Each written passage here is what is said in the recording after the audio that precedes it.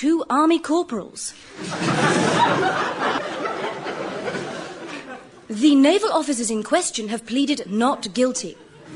And now it's time to welcome Radio 4, who opt out of their own programmes for reasons which are best left unsaid, to join us here on Radioactive for our special commemoration of the Normandy invasion, one of the largest military operations in the history of large military operations, and an historic event which happened exactly 43 years ago to the day, in just a few months' time. And the name of our show, The D-Day Show. Caramba! Normandy invasion, that was some occasion. Come on and listen to our D-Day show, starring World War II. The 6th of June, yes, a date that nobody can forget, because, of course, that was the date that PJ Proby split his trousers on stage.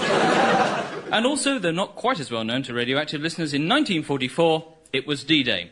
Yes, today we'll be playing some of the top sounds around in June 44, and there's a chance to win a special radioactive souvenir piece of shrapnel by seeing how many words you can make out of D-Day. And I'll give you a clue. You can only make one. There was no before bottom. We couldn't buy stockings and we couldn't buy bread. That's right. There were no zips or buttons. And doodlebugs were dropping all around our heads. But no, we weren't downhearted. The winds of change were sure to blow. And do you know, today the best part is that Radioactive is giving us the D-Day show. Nice. But the Second World War wasn't all fun and games. There was a serious side to it as well. Many people, for example, remember the fighting that went on between Germany and the Allied forces. One such person is our special guest here today, Colonel Brian Bartlett, who we'll be hearing from in a moment. Colonel, what was it like being at war? Well, it was rather like a waterfall, really. I mean, one minute everything would be going well, the next minute things would suddenly turn against you. Yes, yes. Not very like a waterfall, is it? No, I probably could have chosen a better analogy. Yes. But the point that you were making was that it was forever changing. Yes, exactly. Rather like a bicycle. A bicycle? Yes. In what way?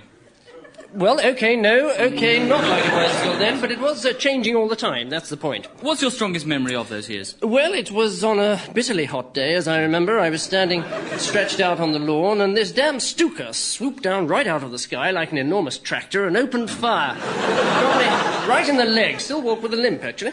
Tractor, you say? This plane came out of the sky to you like an enormous tractor.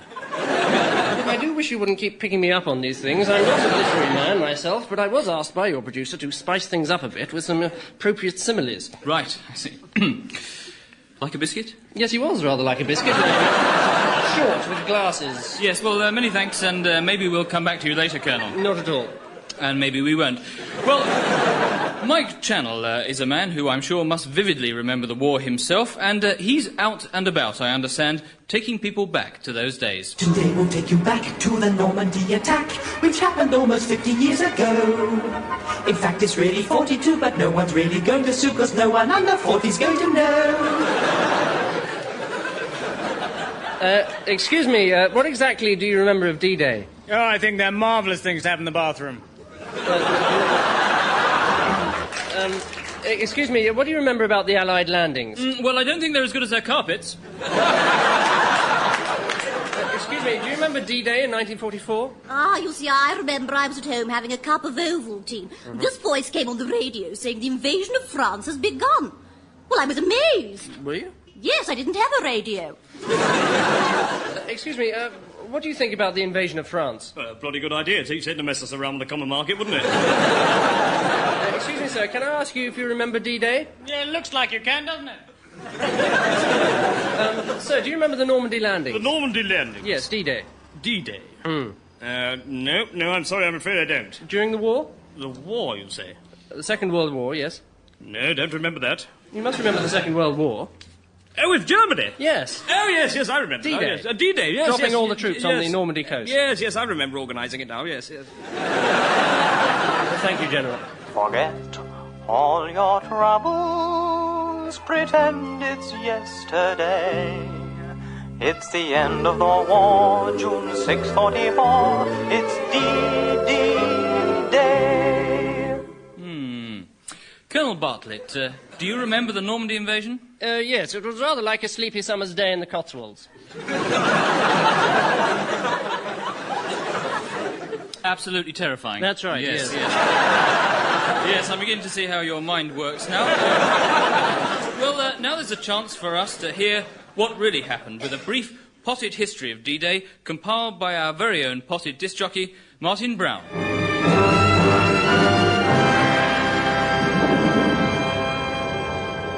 1946. D-Day. The Battle of Dundee is on. With the Americans pushing into the Czechoslovakias and the Spanish Armada nowhere. It was crucial for Britain to hang on to the lonely port of Dundee before the Belgians arrived. Everyone who owned a boat, dinghy, raft or plank of wood immediately flew to Dundee that stormy November morning in June. Now, of course, we know that the courage of these people and thousands of Italians like them has saved the lives of our children and their children before them and enabled the war to continue for another 30 or 40 years. But at the time there was no such knowledge, only the sea, the aircraft, and the rhythmic splash of the Viking oarsmen. Of whom Sir Winfield Churchill said, "This is their finest oar." Thank you very much indeed, Martin. Oh, there's lots more, Mike. Yes, I'm sure there is. Thanks very much. Well, I certainly learned something with that report. I learned what a silly idea it was asking Martin to compile it. Anyway, let's turn to the Colonel here, who we almost seem to be getting more sense out of. You were there, weren't you? Yes, well, my platoon on June the 6th was under the command of General Jumbo Wilson. The Jumbo? Yes, because of his large size, you see. A lot of officers got nicknamed for silly little physical things like that, you know. I see, yes. Anyway, the plan was to establish a bridgehead and then push forward to meet up in Paris with General Large Hooter Barnes Boothby and Colonel Supernumerary Nipples Thompson. We made the rendezvous and we had an immediate council of war with Supreme Commander-in-Chief Eisenhower. Eisenhower didn't have a nickname. Yes, he was called Supreme Commander-in-Chief. Rather a good one, I once thought. Anyway, he was there with his two aides, Lieutenant Big Boy Cartwright and Admiral Give It To Me Quick, I'm Hot For It Hamilton Brown. I'm sorry, give it to me quick, I'm hot for it. Yes, look, I do wish you wouldn't keep it sidetracking like this. Hardly important where the names come from. Sorry. Anyway, we asked him to come up with a plan in conjunction with Wing Commander Nocturnal Emissions Smith, who not his name. Yes, Colonel, thank you very much indeed. Thank you. We'll no doubt be back to you a little later on, but now it's time for... Mike Fleck's Wartime Sweethearts. Yes, indeed. A special feature today for our D-Day show in which I'll be reuniting one or two people who can't have seen each other for some 40 years or more. 40 years or more! That's right. And first off, it's Desmond Watts of Edinburgh. Now, Des, you were stationed in Leicester during the war, is that right? That's right, And while you were there, you met Glynis Dixon, a local girl with whom you had a little bit of, of a fling, I understand. Well, you could call it that, yes. Well, of course, at that time she was married to a sailor, yeah? And she still is, and he's here tonight. Oh, my God, Dad!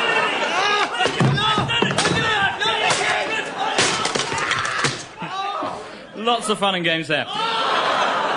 Super. Well, next up is Francis Martel, who was a Wren in the war, I believe. Yes. So tell us about the leave you took in the summer of 1943, Francis. Well, I met a rather handsome Dutch naval officer, and, well, we hit it off rather well.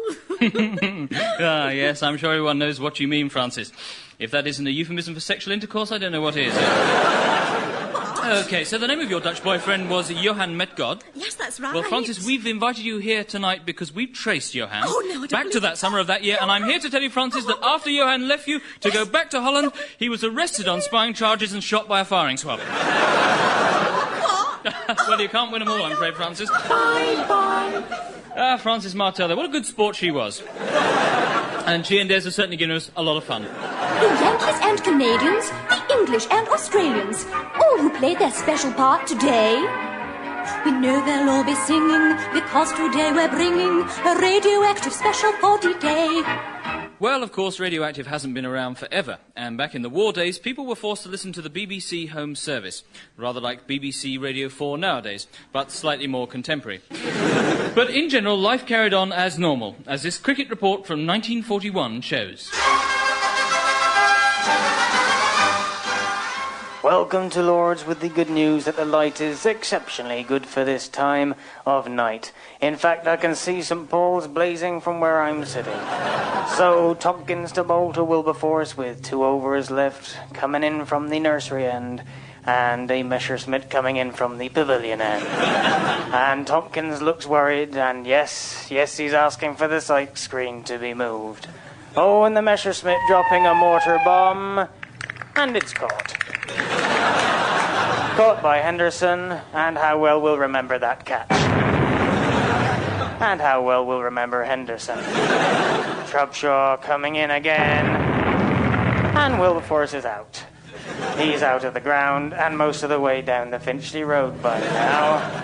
So Trubshaw comes in again, left arm over the wicket, right arm down by the boundary,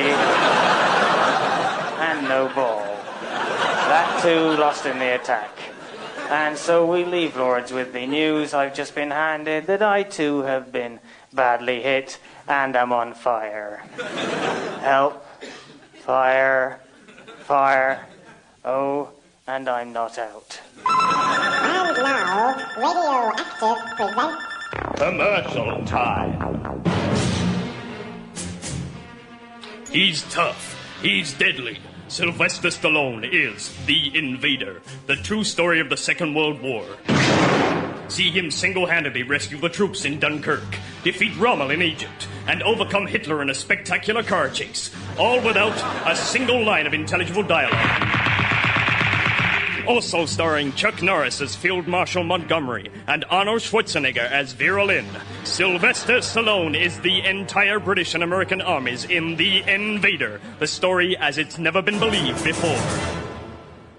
The new Mazda 232 has more boot space than an Escort, and brighter paintwork than a Honda. It's got 5 doors, on one side and 7 on the other. It's the only car with front-wheel drive and no front wheels. It's shaped like a large pink rabbit. And the man who designed it has been shipped off to the funny farm. So if you're a complete nutcase, test drive the new Mazda 232. You'll be mad to buy a Mazda. There's never been a sale like the Queen's Plan Monster Furniture Sale. We've cut profits. We've slashed the prices. We've smashed delivery costs. And unfortunately, we've broken most of the furniture as well. This 3-piece suite reduced from £299 to a pile of rubble. This dining room table down from 3 foot to just off the ground. And this Chinese rug reduced to bits of rag you can clean your car with. The Queen's Plan Monster Furniture Sale, rock bottom furniture at top-notch prices.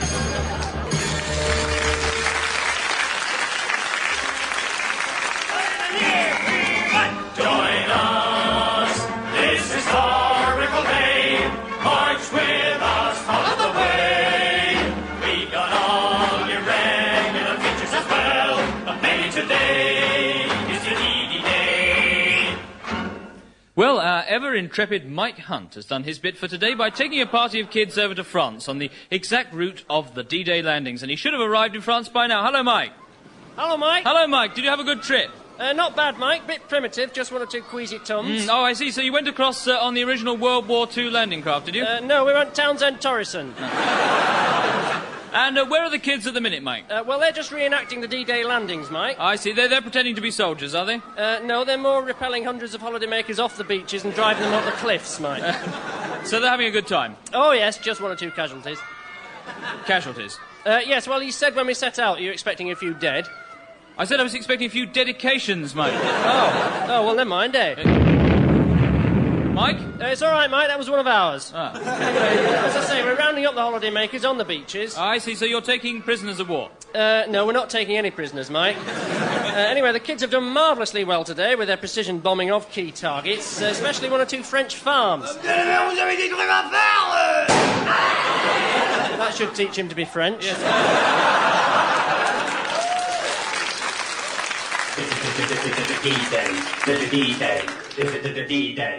Je ne sais, that's the day. The day. Have you got a stutter? Well, of course, music during the war took a series of setbacks. There were almost no charts compiled, and as far as we can see, no major tours of any leading rock band. Although Status Quo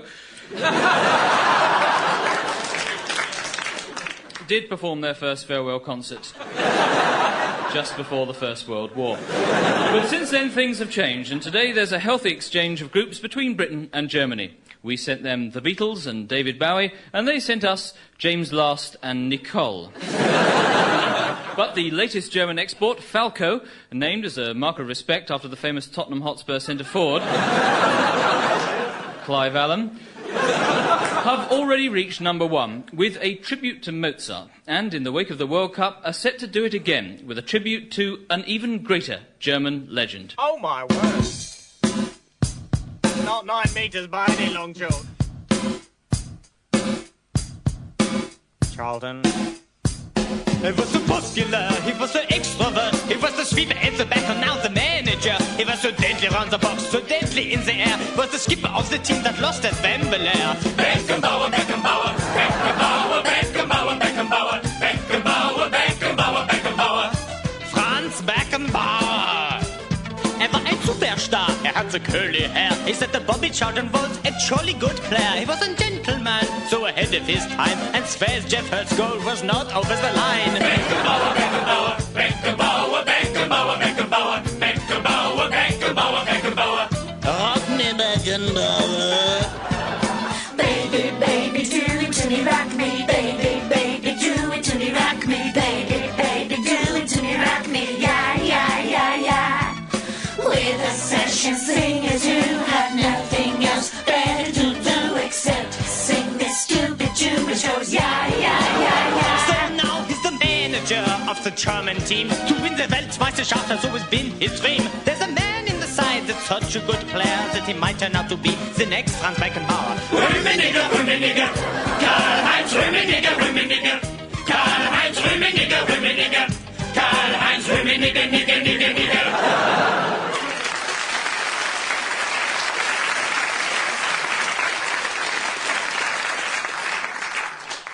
Colonel, that must bring back a few wartime memories for you. Not really, no. No reason why it should. Well, it's time now to play another round of my now legendary Master Quiz. Mike Flex presents his Master Quiz. Lots of fun questions on the Second World War. And here to play for the radioactive chateau in the Loire, still unwon and being used at weekends by me. Thanks very much. We have our two contestants, and her name is... Lizzie. And he is... Timothy. OK. You know the one and only rule. First one to get it, gets it. Yes. OK, question 1. In France, what was the name for the French underground? The Maquis. No, the Metro. As it is Where did the Battle of Britain take place? The south of England. No, in the sky was the answer I was looking for. What do the initials SS stand for? Schutzstaffel, meaning Defence Corps. No, Social Security. That's in DHSS. What is the answer to the next question? I don't know, you haven't asked a question yet. Not really, no. Joseph Goebbels was the answer I was wanting. Did Hitler ever marry Eva Braun? No. Really? I thought he did. So there you go. Back to the quiz. Who said this was their finest hour? Winston Churchill. No, it was me. Winston Churchill died 20 years ago, so you couldn't said it, could he? In the words of the song, Hitler has only got one ball. What is it referring to? I can't really say. Well, he can't have any points in him, I'm afraid. How did Bomber Harris get his name? From being in charge of Bomber Command. No, from his parents, Mr. and Mrs. Harris. Sweden was neutral during the war. Name me one other neutral country. Switzerland, Spain, No, name me two, I'm afraid, so you can't have that. And finally, if a German soldier put his hands up and cried, Ich gebe auf, what would he be saying? I give up. Oh dear, never mind. What a shame. No, that's what he'd be saying. I'm afraid I have to accept your first answer. And there goes the buzzer, I'm afraid, which means it's very hard luck to both of you. Here are your radioactive mackerel fillets. Don't forget those, and thanks for playing Mike Flex's Master Quiz. Doodlebugs and Messerschmitts and V2 bombs and battleships and Winston Churchill making speeches about fighting people on the beaches. It's all on a D-Day show.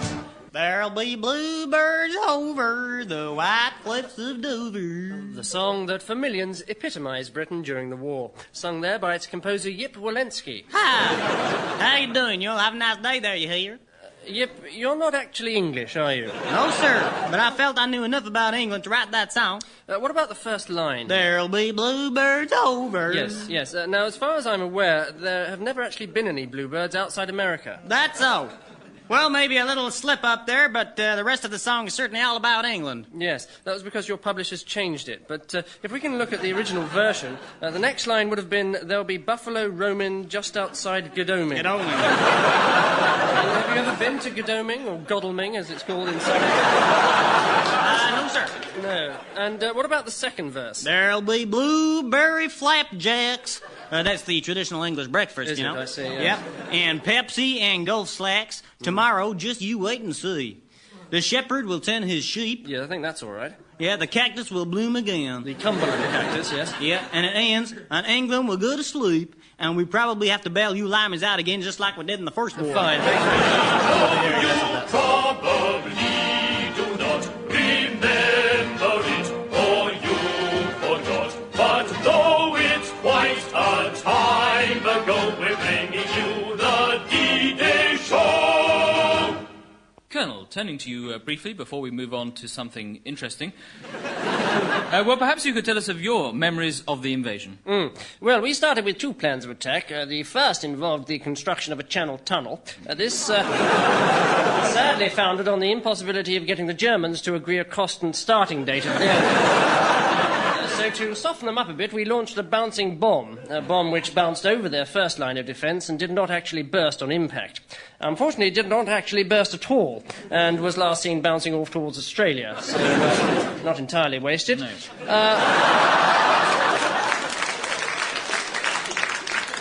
Our thoughts then turned to electrical warfare. The plan was to pick a day when the entire German army was swimming off the coast of France and then drop into the channel in an enormous electric fire connected to all the power stations in the country.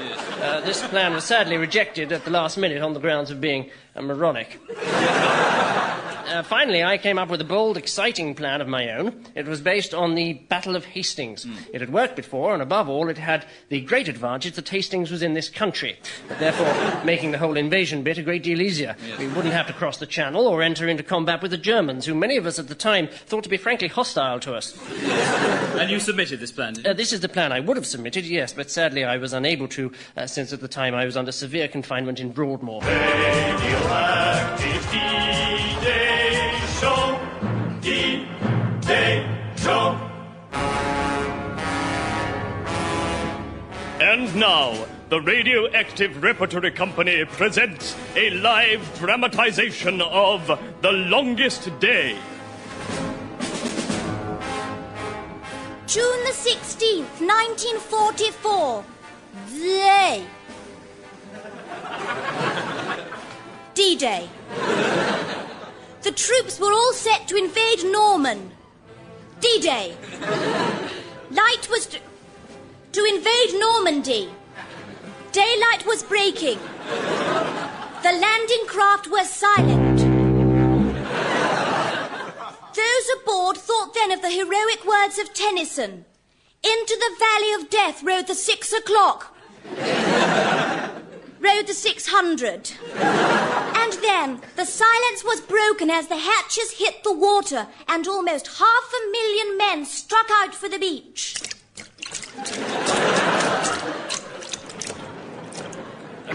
Sergeant! Sir, we're pinned down by small arms. Fire!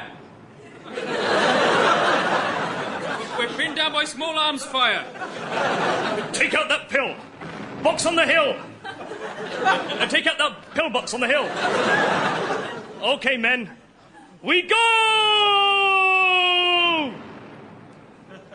Okay, men. Over the top we go. I can see them from here, sir. Are they armed? Yes. How is it, sir? Howitzers. Right. What was that explosion?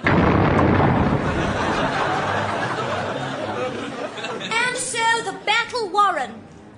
And so the battle wore on. The British in Normandy and the Americans in Dieppe. In Dieppe. Here comes the General's Jeep. Thank you for stopping, sir. I've got a message. What? Is it private? What is it, private?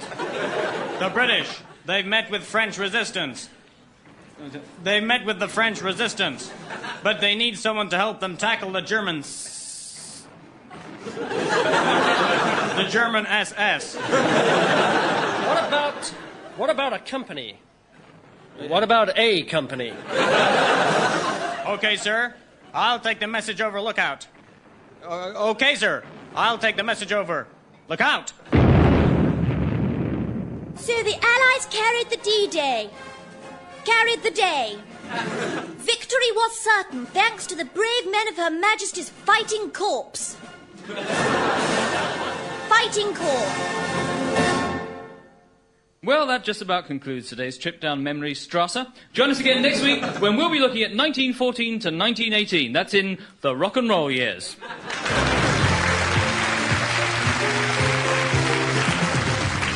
Radioactive was performed by Morwenna Banks, Angus Deaton, Geoffrey Perkins, Philip Pope and Michael Fenton Stevens. Songs by Steve Brown, Angus Deaton and Philip Pope. And the programme was written by Angus Deaton and Geoffrey Perkins with additional material by Michael Fenton Stevens. The producer was David Tyler.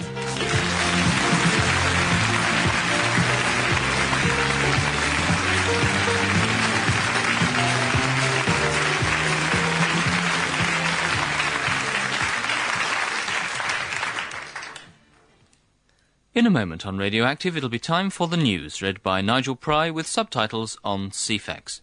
Full details of this and other programmes are available in the Radioactive Times, the complete 4-day guide to the week. But now we have to say goodbye to Radio 4 listeners. Goodbye to Radio 4 listeners.